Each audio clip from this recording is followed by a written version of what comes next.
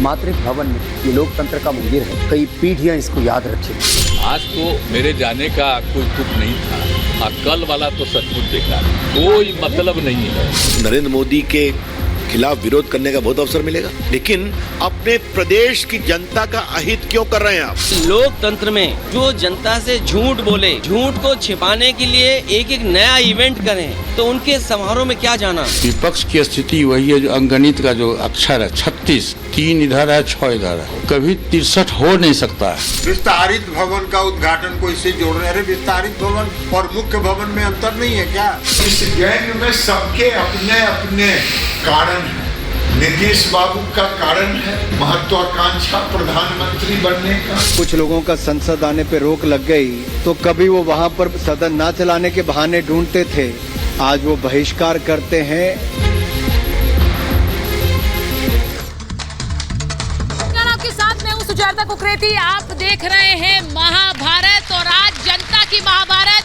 कल एक ऐतिहासिक दिन है, नई संसद के उद्घाटन का दिन है और जनता जिन प्रतिनिधियों को चुनकर संसद भेजती है उन प्रतिनिधियों के लिए नई संसद बनकर तो तैयार है, लेकिन उसके बाहर किस तरह लड़ाई जारी है वो आपने देखी।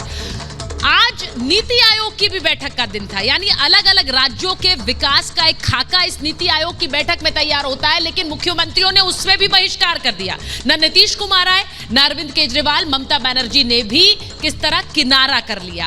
आज महाभारत में सीधे यही पूछ रही हूं कि क्या 24 तक रहेगा बहिष्कार, तो फिर काम कब होगा? क्योंकि आज की नीति आयोग की बैठक राज्यों के विकास के खाके से जुड़ी हुई थी, उसका भी बहिष्कार, नई संसद के उद्घाटन का भी बहिष्कार। ऐसे में काम कब होगा, यही सवाल आज महाभारत में पूछ रही हूं। 24 तक यानी कुर्सी हासिल करने तक क्या बहिष्कार का वार चलेगा? पहले ये रिपोर्ट देखिए, फिर जनता की महाभारत।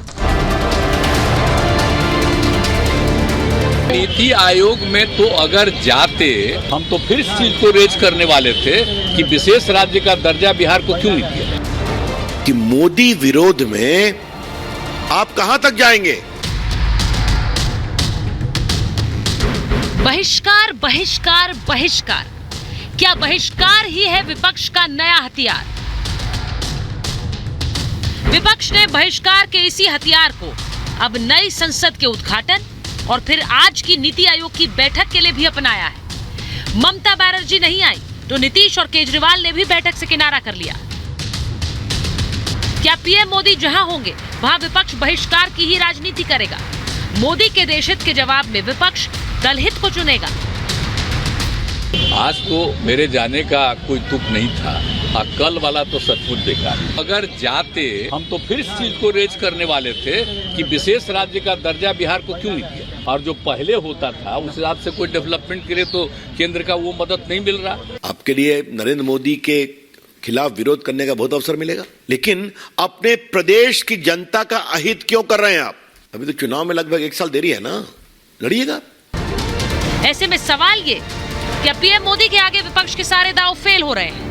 विपक्ष के हर हथियार का मोदी के पास काट है। क्या मोदी को टक्कर देने वाला राष्ट्रीय स्तर पर अभी तक कोई चेहरा नहीं है? पीएम मोदी को अलोकतांत्रिक बताने का क्या एजेंडा है?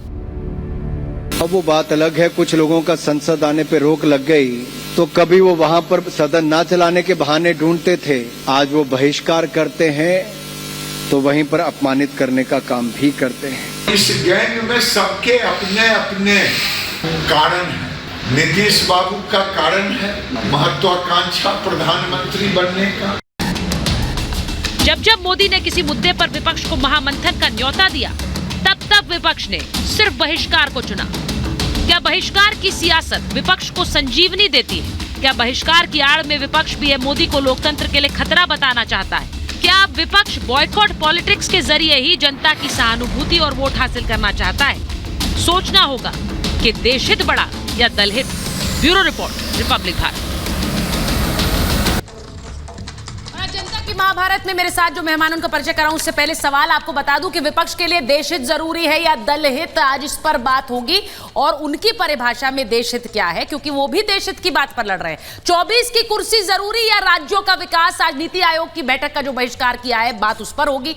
बात यह भी होगी कि 2024 पर नजर है, लेकिन क्या राष्ट्र निर्माण से बेफिक्र है? आज की बैठक के जरिए राष्ट्र यानी केंद्र और राज्य की सरकारें कैसे काम कर सकती है उसका एक खाका भी तैयार होता है।